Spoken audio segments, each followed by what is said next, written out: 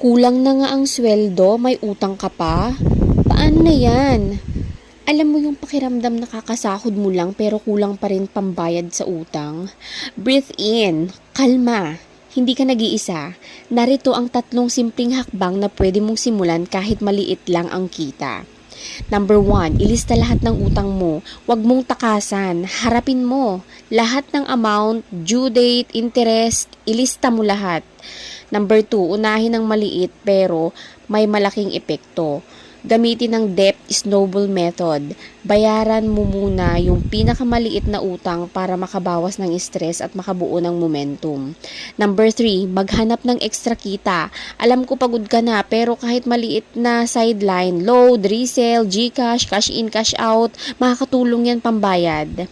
Unti-unti mong maaabot ang debt-free kung consistent ka. Follow for more pera wisdom.